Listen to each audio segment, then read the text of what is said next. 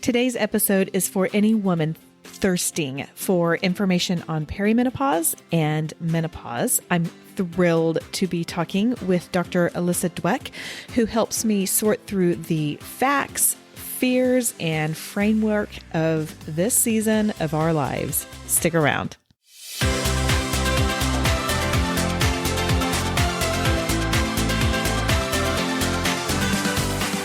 Hey there, I'm Amy Connell. Welcome to Graced Health, the podcast for women who want simple and grace-filled ways to take care of themselves and enjoy a little chocolate in the process. I'm a certified personal trainer and nutrition coach who wants you to know your eating, movement, and body don't have to be perfect. You just need to be able to do what you're called to do. Okay, in the first few minutes of our conversation, I share a story with our guest today, Dr. Alyssa Dweck. I won't duplicate it here, but this is the gist. We are longing for sound medical advice surrounding perimenopause and menopause. And if you don't believe me, I have the Facebook feed to prove it. Dr. Dweck joins us today and answers questions like, what is going on with our bodies, how we can manage some of the symptoms on our own through nutrition and movement, what are treatment options, what conversations we should be having with our doctor, and so much more. Now, by the way, if you're like me and like to listen to podcasts on 1.5 times speed, this is one you may want to slow down. It is chock full of information that Dr. Dweck provides, and I don't want you to miss any of it. Let me tell you a little bit about Dr. Dweck. She is a practicing gynecologist in Westchester County, New York. She's a graduate of Barnard College, has a master's degree in human nutrition from Columbia University. And I really want to make sure you hear that point because we do talk about nutrition some. And then she has a medical degree from what is now named Drexel University. Dr. Dweck currently practices in Mount Kisco, New York. She's been voted top doctor in New York Magazine and in Westchester County and has co-authored 3 books to date. We talk a little bit about her latest, The Complete A to Z for Your V, and you can find all of them in the show notes. Dr. Dweck also serves as the medical advisor for Bonafide Health, a company that develops and markets natural healthcare solutions that effectively treat women's age-related symptoms as safe alternative to drugs. Now, just like recent episodes that we had about gynecological cancer and pelvic floor health, we use anatomically correct terms. So if you have sensitive ears around, put your earbuds in, or better yet, just play it and help to normalize these very normal body parts. One question before we get going, do you ever feel shame because you're not following all of the so-called rules, which I'm using in quotes, of healthy living? Do you want to break some rules with me? I would love it if you did. Go get my new free download that combats several health rules we've heard, and it gives you a bonus one to keep. You can get yours over at gracedhealth.com/bad rules. Okay, let's bring on Dr. Alyssa Dweck. Dr. Dweck, I cannot say how thrilled I am that you are here with me to talk all things about women's health hormones. Thank you so much and welcome to the show. Thank you so much for having me. It's my pleasure and I'm excited to talk. Oh my gosh. Okay. So this is the deal. I am 46 actually today. So you are my birthday present to do this interview. And I am kind of on the I'm on the kind of the beginning ends of, or the beginning of all of this. So I knew that I didn't have all of the right questions. I put out just something on my personal Facebook page and I was like, hey, I'm interviewing a women's, an expert in female hormones. What do you guys want to know? Now, are you on Facebook at all? I am, I guess, what you'd call a Facebook stalker. I'm on from time to time, but it's not a daily routine for me. Okay. Well, I don't use it a lot on my personal side, but sometimes Facebook will say like your most liked post of the year or your most commented on. I think this might have been my most commented post ever. So, it was bananas. I had people responding. I had people texting me. I had people messaging me. It it was crazy. So I know that this is such a needed topic, and I'm really grateful for your time to help us learn. I know we're not going to get to everything that my community was wanting, but let's just start off with here. So my community is pretty much women in their 40s and 50s. What in the heck is going on with our bodies? And can you just kind of talk a little bit about the basics of perimenopause and then move into menopause? Absolutely. So, first of all, I couldn't agree with you more. Women are incredibly thirsty for knowledge about perimenopause and menopause. And I'm not quite sure why this was considered such a taboo subject for such a long time, but that is all changing and it's changing quickly. So, I think first and foremost, realize that we are born with all our eggs. We have loads and loads and loads of them.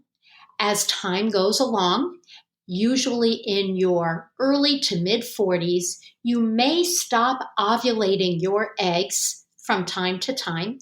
Eventually, you will stop ovulating altogether. And what does that mean? It means that your hormones and the peaks and valleys of estrogen, progesterone, and testosterone are really volatile and all over the place. And this is what causes a lot of the symptoms that your listeners and community are probably concerned about. Hot flashes, night sweats, trouble with sleep, and then all of the things that go along with that, which I'm hoping we will talk about in more detail. But basically, these are hormone changes going on due to your eggs saying, that's it, we've had enough, we're closing up shop, and that's what's really happening. Okay. Okay. So the perimenopause is just kind of a precursor to all of Yeah, that, or it is. And, surprisingly, the perimenopause is basically just a fancy word for the 4 to 8 years when these hormone changes are occurring. In other words, we don't go from one day to the next into menopause most of the time. I mean, there are some people who do surgically and whatnot, but for the most part, it's a transition over many years. Okay. Now, this is a question I feel like I should know, but I don't because I have to admit, I kind of stopped paying attention to my body when I closed up shop for making babies. Like it just wasn't something I was really thinking about. But how is all of this affected when people have been on or women have been on birth control, various forms, either the pills or NuvaRing or IUD, the hormonal IUD? I mean, how does that play into all of this? Well, in some cases, those hormonal forms of contraception are going to help ease the transition into menopause. And in fact, you may not even notice that it's going on because, many women on the pill will lose their period just because they're on the pill. And it's sometimes difficult to tell whether the period is gone because of the pill or in spite of the pill. Similarly, the hormonal IUDs can do the same thing. They can cause your period to be super light, absent, or something in between. And so sometimes it's difficult to really know when things are happening. What I will say is this. Blood work and hormone levels in the blood are not necessarily diagnostic of menopause. They are a quick window in time of what's going on right then and there. And it may vary over that 4 to 8 year period. There is some promise with a newer blood test called anti-Mullerian hormone, which again, it's not diagnostic of menopause, but it surely can give us a little bit of a prediction as to whether your ovarian function is starting to become suboptimal. And this is going to be accurate whether you're on hormonal contraception or not. So those are some ways that we try to navigate. To be frank, most of us GYNs in our world, we treat symptoms and we treat individuals. We don't treat a blood test or a number because it's often just not that accurate, and everybody goes through their own individual experience. Okay. So if someone has had a blood test and it says, yes, you are entering into this, or no, you're not, that doesn't necessarily mean that that is how it is on the whole. It just means that that's how it is today or that day when you had the Exactly. blood drawn. What is definitive is that if one goes 12 consecutive months without a menstrual cycle and no other external influence causing that, and you're over the age of 40, you are menopausal. That is the definition. 12 consecutive months of no period. And let me tell you, this has happened in my office time and time again. Oh my God, Dr. Dweck, I went 11 months without my period and then bam, I got one. And guess what? The clock starts ticking again. That's now day one again. That's got to be really frustrating. Like, I was hoping that I was just kind of done with this. And because I feel like there's a lot of anxiety. I mean, this takes me back to reading Are You There, God? It's Me, Margaret. Like, you know? But like trying to, and then there's just a lot of anxiety going around, or of like, what is it going to be like? Because I know it's different for everyone, and so I feel like that's a little unfair of our bodies to do that. It is unfair, but thankfully, podcasts like this and books and websites that are reputable are going to help women to prepare. Because I think one of the worst parts of this is that it takes people by surprise. Nobody is anticipating it. Sometimes it's a change in bleeding habits that give you a cue that something's going on. Sometimes it's the, iconic hot flashes or night sweats. Sometimes you just feel off, and women will often come into my office and say, I don't even know. I don't recognize myself. I don't know what's going on. My moods are crazy. I'm very volatile. Can you help me out and see what's going on? And oftentimes we'll rule out other medical problems, and then we figure out that it really is this whole perimenopausal transition. Yeah. Yeah. I mean, these are some of the symptoms that people communicated to me. I mean, PMS is increasing. They're emotional. Their sleep is out of whack. Their focus is off. Energy, cramps. I hear the word crazy a lot. Weight gain, vaginal dryness, vaginal atrophy, acne. I mean, is there anything else that was missed there for something for people to be like, okay, this is normal. Like this is I'm not going crazy. There are some sort of like vaguer symptoms that we often will attribute to perimenopause or menopause: joint pain, headaches, decreased or diminished sexual drive, amongst the ones that you mentioned: depression, anxiety, palpitations, a feeling of anxiety. But keep in mind, this time of our lives is also when there are a lot of life circumstances going on that might cause some of these symptoms. So again, it's not a light switch on and off. There's a lot of contributing variables. When all else fails and we rule out any significant medical issues, we always blame it on hormones. Yeah. Yeah. So I've been given a lot of thought to this because really I was astounded by the response. And I have a theory that I would love your thoughts on, and you can just tell me if I'm off, because I'm wrong a lot. But I feel like women in this menopausal state, 40s and 50s, have spent a lot of time, and particularly people in my community, we've spent a lot of time and energy trying to take care of our bodies in just the most natural way possible. Like, we pulled ourselves out of the low fat craze. We're like, okay, we're going to try and eat the real foods. We're going to try and take care of our bodies.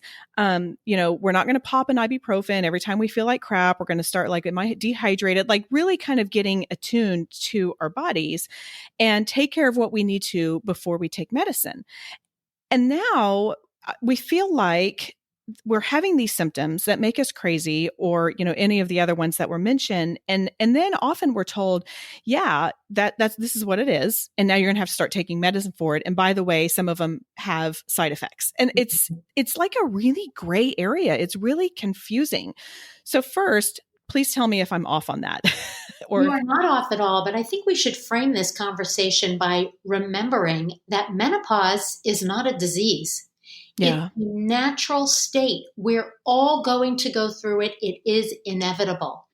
True. You are hearing from all of your listeners and readers, mostly from women who may be experiencing symptoms.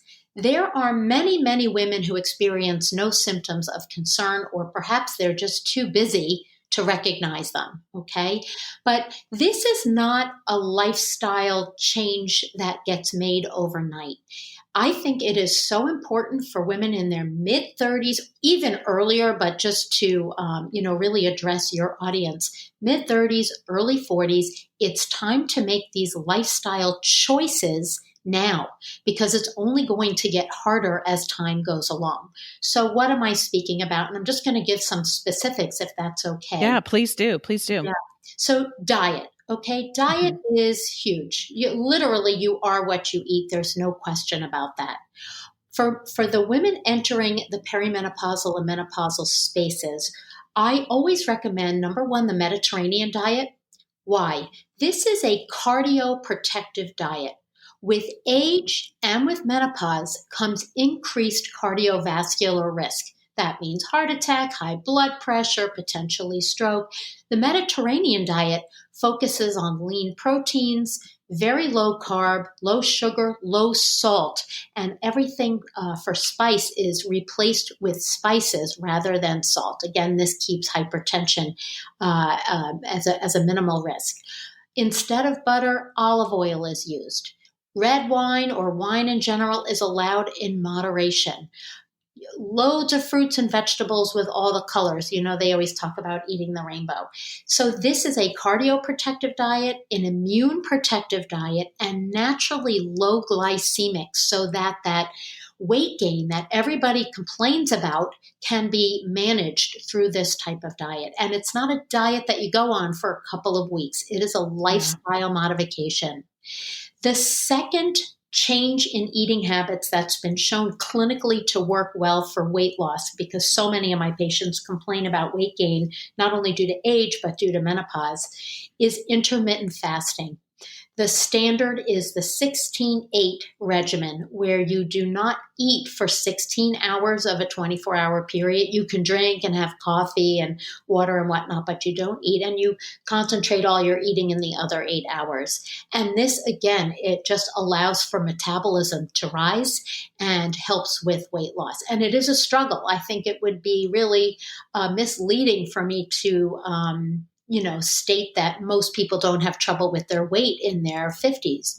Most women do have to make a conscious effort. So that's lifestyle change number one. Number two, exercise. And this is quite specific. Exercise should include 150 minutes per week. And if you think about it, you could do 5 days a week for 30 minutes and that would suffice. Mhm. Cardio, running, biking, jogging, Zumba, whatever it is that people like. And then weight training, resistance training, balance training, these things need to be added. They help with flexibility, they'll help protect bones. They also build muscle, and muscle is the metabolic tissue that gets your metabolism rolling so that weight gain won't be such an issue. And lastly, which is probably the hardest task, is stress reduction, because I'm sure your listeners are just like you and I, doing a million things at once, multitasking, and our stress levels are off the charts. But guess what that stress does? It tells our adrenal glands to pump out cortisol 24/7, 365. And that tends to put visceral fat around the middle. So if you're concerned about the muffin top or just weight gain and just being unhealthy in general, Mhm. stress reduction is key, whether that's in the form of exercise or meditation or mindfulness or some of the Eastern type of practices. This is key. Yeah. Yeah. And it is key. It's so much easier said than done. Yes, it is. But But this is what should be the prelude to medications and all the things that you're saying. Do we really have to take all these things? And look, for some women, yeah, we're going to load on medications. But this is a really best first start and will help you age better and more gracefully anyway. yeah. Yeah. And as a personal trainer, I'm really glad that you mentioned the strength training. One of the questions that someone offered was about bone density and osteoporosis. And so that's one of the greatest ways that we can do that. Excuse me. So, yeah, that really does make sense. Make sense. Let me ask you something. This is something I've always wondered about the Mediterranean diet, because I gravitate toward a lot of the tenets of it, but I don't tolerate dairy well. And I know 1 to 2 servings, if I remember correctly, is recommended in the Mediterranean diet. So how does that play into that if we're kind of wanting to adopt that? Right. So if you just have a simple lactose intolerance and you like dairy, you could just take lactate, which is the Hmm. enzyme in pill form to help digest milk protein. A lot of women don't care for dairy, and it's funny. I guess anecdotally, I will say a lot of women tend to become sensitive to lactose as time goes along.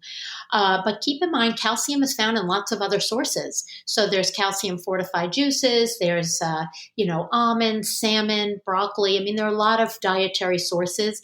And since you bring this up, I mean, we prefer calcium be obtained through diet because too much calcium as a supplement might lead to increased risk of kidney stones. And if anybody's ever had one of those, they're miserable. So, we really, and the absorption is better, to be quite frank. If you really, Sure. really can't tolerate anything with calcium, then, for sure, take a 600 milligram supplement and that would be fine. Okay, but the dairy is really for the calcium in there, and just make sure that you're getting it other ways. Which, if you're eating a plant heavy diet, like you said, there's a lot of things that you can get that way for sure. Sure, sure. And don't forget vitamin D. I'm sure we'll get to that, but calcium and vitamin D do work together to help the bone health. And these are habits that should be started early. Yeah. Well, you know what? While we're on there, let's go ahead and talk a little bit about vitamin D, because I have been learning more and more about it. And I was surprised to hear that it's not necessarily a vitamin as much as it is a hormone. You are absolutely correct. It is a hormone, but we all call it a vitamin and we call it a fat soluble vitamin. So, either way, it is essential and it's really on the radar now because it's Yeah. helpful for our immune systems, of course. But vitamin D is really rough to get in diet. So, this is one that we often recommend as a supplement. Again, dosing is typically 800 to 1,000 international units daily. And for women like myself who live and practice in the Northeast of the US, we don't get a whole lot of sunshine in the winter months. So it's particularly important to supplement at that point. That's good to know. And another question I've had regarding vitamin D is there a particular time of day? Like, I know you don't want to take your B vitamins right before you go to bed. Does it matter if you are supplementing with vitamin D, what time you take it? I'm not really sure I know the answer to that. I don't believe there's any limitation on when it could be taken. I think as long as you're taking it. Some women find that they, feel a little bit of discomfort if they're taking a really large tablet of vitamin D. So it maybe Okay. in that case, taking with food might be easier, but I'm not sure. Okay. Well, that's fine. Mhm. um, okay. So a woman has done some of these lifestyle choices. She's changed her diet. She's getting her movement in. She's trying as best as she can to reduce her stress. Can you talk a little bit about some of the treatment options for menopause? Because I've heard a lot of things thrown out. And if you don't mind, I'm just going to throw them out and then I'm going to let you go from there. But Sure. I don't even know if I'm going to say this right. So I apologize. But the Biote, the pellets, there's bioidenticals, there's natural resources. So talk to me a little bit about the next step after we have done our very best with the lifestyle choices you I'm mentioned. so glad you asked this because I want to talk about bioidenticals, but let Perfect. me just backtrack a tiny bit. Sure. Most of the time, we try to start really conservatively with treatment options and then move on to the most aggressive treatments. So I would say on the conservative list of other treatment potentials, it depends what you're trying to treat. If you're trying to help with hot flashes and night sweats, there are some herbal or over the counter supplements. They're considered nutritional supplements that may help. So, for one, there's something called phytoestrogens. These are plant based ingredients that have chemical structure similar to estrogen, but they are not estrogen. And some women find these incredibly helpful to deal with their hot flashes and night sweats. So, ones that you may have heard of that are common and have been around for quite some time are black cohosh. There are various brands of this, and these are helpful for some people. Most research suggests that the efficacy is no greater than placebo, but placebo is there. Okay. So some Okay. people find these helpful. A second supplement that's over the counter, so again, considered a nutritional supplement, is something called Relazin.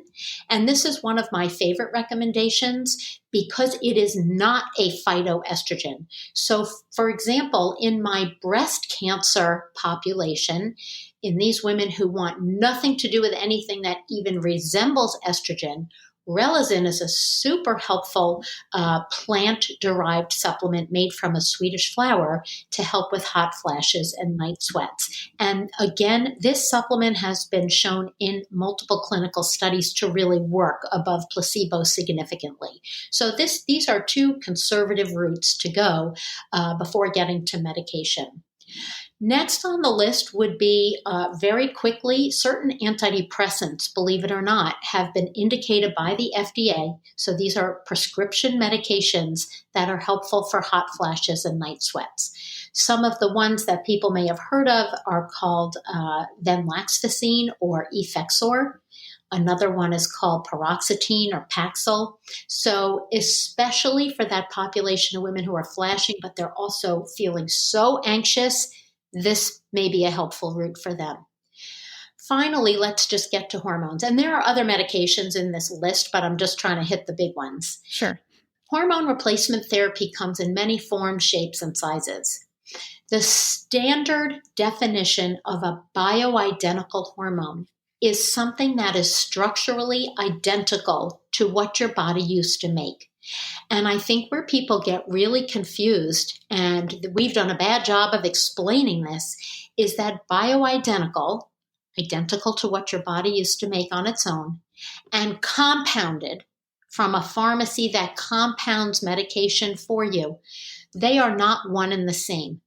Most compounded medications are bioidentical, but there also are bioidentical medications that come from the regular pharmacy that your insurance may cover. So this is the conversation that I seem to get into a lot with my patients because they want to take something bioidentical, but they also want their insurance potentially to cover their medications.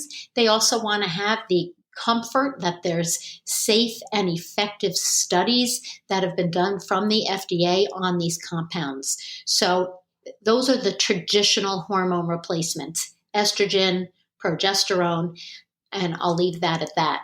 The compounded bioidenticals, including pellets, are an additional way to give hormone therapy that's actually frowned upon by the professional organizations like ACOG, American College of OBGYNs, and NAMS, North American Menopause Society, because the integrity of these meds and whether they have impurities in them or whether every batch is exactly the same or whether they're formulated exactly for you, these things are up for grabs and sometimes controversial or questionable. And so you really have to find a good, reputable compounding company to make these things for you so you know that they are safe. Okay. That sounds a lot like supplements, like protein supplements, where there's, oh boy, and the names escape me, but the ones that have been evaluated, third party tested, NSF, I know is one of them, and I can't remember the other one. There's a couple, but like that's what that reminds me of, is just making sure that those have been safe. And I feel like this would be a good time to ask if there are, and I don't know if you can do this or not, but if there are particular brands of these that you recommend, because you mentioned some stuff up above, and my guess is people are going to hear this and they're going to think this might be something I want to first talk to my doctor about, and then secondly give it a shot. But then go on Amazon. That can get a little overwhelming. Yeah. So, are there some resources, there's some brands that you specifically recommend and who have gone through these testing procedures where we know that the quality is safe?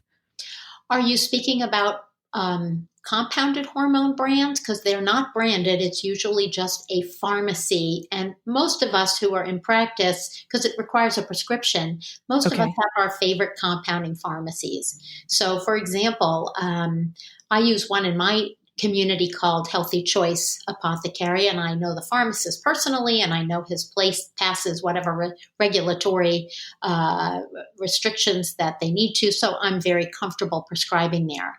There's one in Georgia I use frequently called Innovation Compounding. I Okay. know there's a huge one in Texas. I have to think of the name off the top of my head, and that will come to me momentarily. But if somebody comes in and is looking for bioidentical hormone replacement therapy, but they want to go through a traditional pharmacy and their insurance, yes, I have a few brands. I typically use a patch of estrogen to start. These are little teeny, they almost look like a dot band-aid that you can place below the waist. You change them once or twice a week to provide a slow, steady dose of bioidentical estradiol to help with hot flashes and night sweats. Keep in mind, estrogen comes with risk, whether it's Mm-hmm. bioidentical or not. The risk can include an increased risk of uterine cancer. So, for this reason, for women who have a uterus still in, they will need to take an additional hormone that is a progesterone hormone. I typically prescribe a bioidentical variety of this called Prometrium or micronized progesterone. This is bioidentical, so it's exactly the same chemical structure as what women used to make on their own when they were ovulating. But it's made in a regular pharmacy, so it's been FDA tested and considered safe and effective. The only limitation with this particular brand, Prometrium, is that if you're allergic to peanuts, you cannot take it, and then we will find an alternative. There are so many good brands. I don't really want to, put one under the bus or, really support one or another. Okay, But yeah, that's fine. that is That's fine. And I guess I was just thinking more, more like you were talking about the photoestrogens and the relacin, and sure. that Those sounded brands, like that. But before I get back to that, I have a question. Can your body become like, like if you are supplementing, or I shouldn't say supplementing, but if you're using the estrogen patch, if you are using the Prometrium, how do you get off of that? Like, do you very become good dependent question. on that? What's the process? Because I'm assuming you don't want everybody on estrogen for the rest of their lives. No, definitely not. Although there are some women who would love to stay on for the rest of their lives because many women feel so wonderful on this regimen. So basically, what I personally do is see people every 6 months. We talk about tweaking dosages, perhaps lowering over time until we can get off. Because keep in mind, this is about quality of life. So if symptoms resolve, we use the lowest dose possible to get symptoms to resolve and have people feel better while being safe. Hot flashes and night sweats are not going to last forever. So you won't need this medication forever if you needed it in the first place. The Okay. one thing that will last and get worse over time if not addressed is vaginal dryness. So that's kind of a separate conversation, which I'm Symptom. happy to have, but that's something that needs to be addressed continuously. Okay. Well, so let's go into that. What do you recommend? Because I do know that one was more like the private message Yeah. Welcome to my questions. world. So, this is what I would say. Vaginal dryness often follows the hot flashes and the night sweats, and it takes a lot of women by surprise. And so many people wait to discuss this problem with their doctors. And they come in and say, it's been like 2 years, but, intimacy is horribly uncomfortable for me. And now I'm avoiding it. It's starting to affect my marriage and my relationship. I have to do something. And I would love to be able to get women on some sort of product, whether it's estrogen or something else, to address this before it becomes a problem. So this is the conversation that I start so that if women don't start it with me, I'm definitely bringing it up and normalizing it because many, many women do go through that. Okay. Okay. Yeah. So if what I'm hearing you say is if you start noticing things, talk to your doctor about that because this is something that you can help us with. Absolutely. And I can guarantee you, your doctor has heard it before. Yeah, You're not the only one. Mm-hmm. I'm sure. I'm sure. um, talk to me a little bit about the questions and conversations we should be having with our doctor. I mean, I feel really lucky right now that you and we can be sitting here, but we all know that our doc, I mean, when we go in, we know that we have like 15 minutes and people try and respect their doctor's time. And if they are people pleasers like I am, like they want to kind of hurry up so the doctor can hurry up because they know that she's got to go do something else. Yeah. So what kind of conversations should we be having with our doctor? What kind of questions should we be asking? Yeah. Come prepared. That's what I would say. When you go, we're all online now, especially now. We're all researching things. A couple of good websites that I can recommend for information so you can get some background education for yourself before you go into the doctor, and have your questions ready and available and be direct. Don't beat around the bush about what's really bothering you, because there's nothing worse than saving the most important thing that you came in about until the last 30 seconds of your visit. And while a great doctor will say, please, let's come back and have another appointment so we can really address this and give it enough time that it deserves. But if you really wanted to get it addressed, bring it up early. I think pain during intimacy is what I hear the most of, while my hand is on the door ready to walk out and say, I'll see you next year. And that's not fair, because it's a really important conversation to have. So if that's an issue that people are having, please bring it up early. And it's something that can be fixed in multiple ways, whether it's with estrogen or with a wonderful moisturizer. There's so many non-hormonal options out there. Okay. All right. Yeah, that sounds good. And then I do want to get back to, the phytoestrogens. Yes. I've never heard of this. Phytoestrogens. Sorry, Yeah. excuse me. And then the relacin. So tell me a little bit more Yeah. about that, and if people are interested in learning. Sure. So phytoestrogens, some of the brands in my neck of the woods, one is called Estrovin, Estrovin. The Swedish flower supplement that I'm a fan of that is not a phytoestrogen is called Relizen, Relizen. That one is available online and they ship it straight to you. And just of note, since we were speaking of vaginal dryness, that company also makes a wonderful non-hormonal vaginal moisturizer that is a small suppository that goes in the vagina, and it's made with hyaluronic acid, which is an amazing moisturizer. So if people want to stay away from hormone, that's a wonderful vaginal moisturizer that's non-hormonal. Okay. And where can they go to get that? The name of the website is Hello Bonafide, BONAFIDE.com. And the other supplements that I mentioned, like the black cohosh, which comes unbranded or branded in a couple of different names, is just in the drugstore or the grocery store in the supplement aisle. Oh, really? Okay. And spell cohosh for me if you don't mind, please. Sure. Black cohosh, COHOSH. Okay. I told you I was new to this. I hope you're doing that right, when you're not looking at it. Yeah. I did want to make one comment about pellets, because you did mention them and I really failed to address that. Please. Some women use pellets. These are like little, they look like little grains of rice that get placed under the skin with a little introducer. Not horribly painful. I don't provide these in my office. They're not FDA approved for women, but a lot of women do get estrogen and testosterone this way. It's kind of like a depot dose. It will last for a couple of months. The downside is if for some reason you don't like it or you're having side effects, you can't get it out. You have to wait for it to wear off.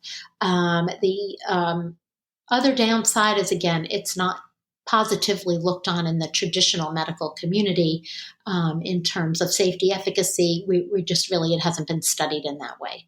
Sure.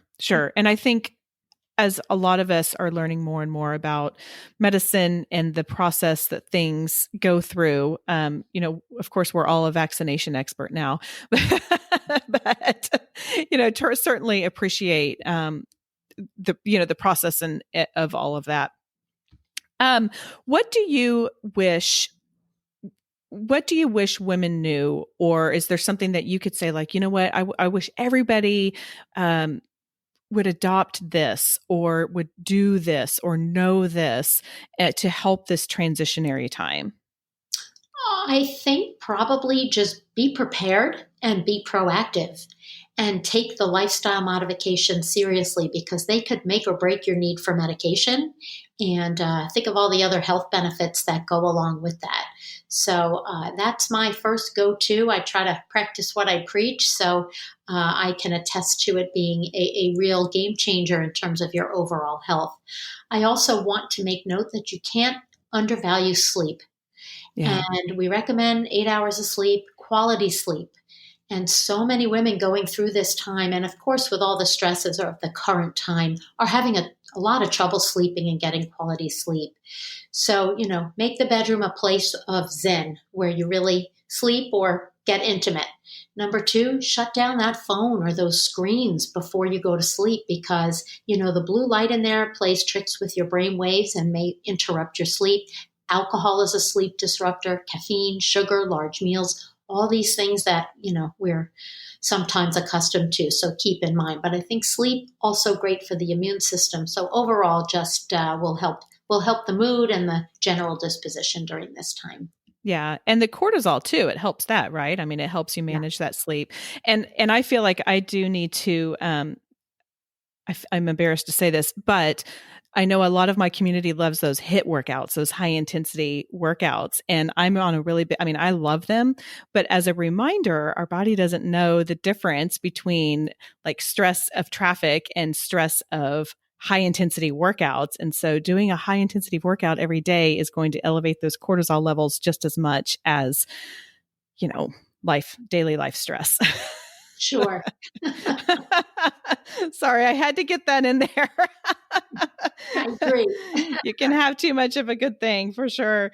Okay. All right. So can you tell us a little bit about your books? Because I wrote it down.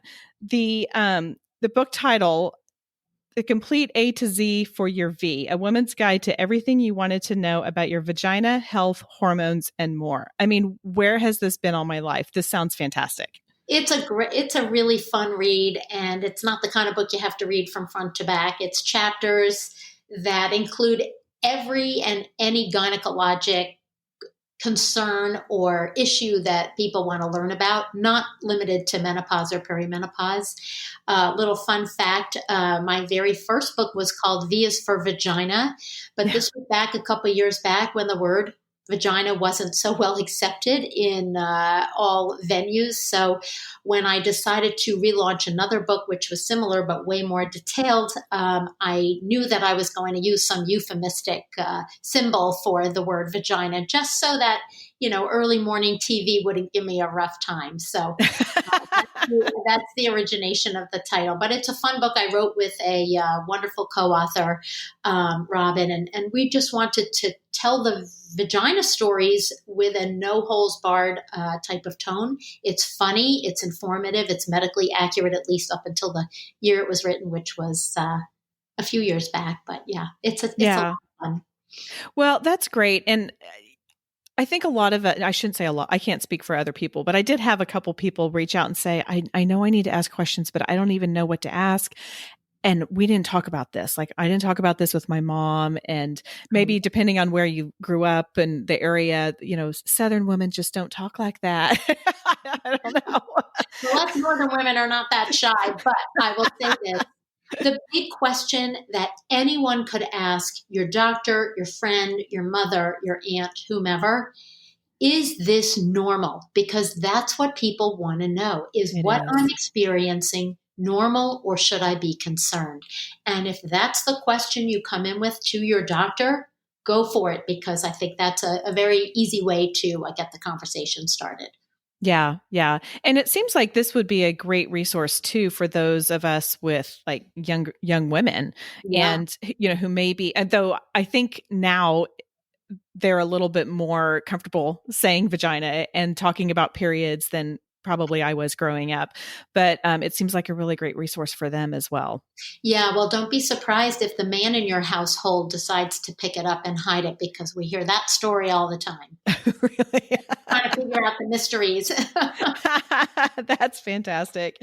Okay, so my this is my takeaway from our conversation. Number one, create the right lifestyle choices. So the diet, Mediterranean, intermittent fasting, which I adopted about a year ago. And you're right. It does. There's a ramp up process to it for sure, but then it does seem to get a little bit better. Exercise, get that 150 minutes, reduce the stress, and then start with the conservative methods first for symptoms that are not managed by those. Did I get that? Is that like kind of a good? Absolutely spot on. Yes. And then there's always the aggressive hormones and whatnot Okay. available. And, for the right people, it's the right treatment. Great. Great. And talk to your doctor and don't be afraid to say anything when you go in to see her or him. Exactly. Awesome. Okay. Do you mind answering one question that has nothing to do with our conversation? I've been asking my guests this, and it's a little strange, but I'm actually fascinated by tattoos. I don't have any, but I have had a lot of great conversations and learn a lot about people. So my question is, do you have any tattoos? And if so, would you mind sharing what one and what it means? Or if you don't have any, if you had to get one, what would you get and where would you get it? Wow. Okay. I have to say, this is definitely the most unique question I've been asked in a while. So, the short answer is I do not have any tattoos. The longer answer is that I've been wanting to consider one, and I have thought of, the usual humdrum initials or names of my kids. But when push comes to shove, I would like to get a little teeny camel. I love camels. I think they're the coolest. I love hot weather, so they remind me of that. Um, I think I would put it right on my, arm near my bicep. I don't know why, but I kind of want to show it off. So there you go. All right, awesome. I know it's a strange question, and my kids keep telling my boy, I've got a 15 and 6 or now 17-year-old boys, and they're like, "Mom, you're going to get it. You're going to come home with a tattoo one day." I'm like, I've never really wanted one, but I just think I've learned so much about people with their stories. So I think it's always interesting to hear. Okay. Well, don't look too close into my choice of camel. There's really not much to it other than I just think they're really cool. No, that's great. That's great. Okay, Dr. Dweck, can you tell everybody how they can connect with you, how they can find you, and all of that kind of good stuff? Absolutely. And thank you for that opportunity. So, my website is drdweck.com. Simple enough. I love to share a lot of media stories that I do. And it's funny, some of these reporters just are really on the pulse with new things and questions. Is this normal? Is a common question we get. I am in practice in New York, so if anybody happens to be from the area, I'm happy to meet you that way. And I'm going to actually be starting a podcast of my own with a co-host who's in the business world, and it's going to be called The Business of the V, because we really want to talk about unmet needs in women's health and the entrepreneurs, startups, and bigger companies that are trying to address this. So hopefully, just as the holidays come upon us, we'll be getting that started. Oh, that's fantastic. Well, Yeah, it's really fun. Congratulations. thank you. That's great. All right. Is there anything that I did not ask that you want people to know? I think you were incredibly thorough and really got to the heart of, what we all will go through as a rite of passage. I think the main message I would like to leave people with is that the menopause is it's a natural time, and it shouldn't be it should be looked at with optimism, because there's a lot of good things that come with it, including no more hassles with bleeding, including no need to worry about fertility or contraception at that point, and a lot of wisdom comes along with. So women have been going through it for years, so approach it positively and proactively. That's my little takeaway. That's a great advice. That's great advice. I think it's really easy to start getting panicked about it and anxious, but we are also learning, as we're learning about everything else in the health world. The brain really does have some fantastic power with positive thinking and all of that. So that's great advice. Well, I will let you get back to your day. Thank you again for coming on. I just really appreciate your time and your wisdom.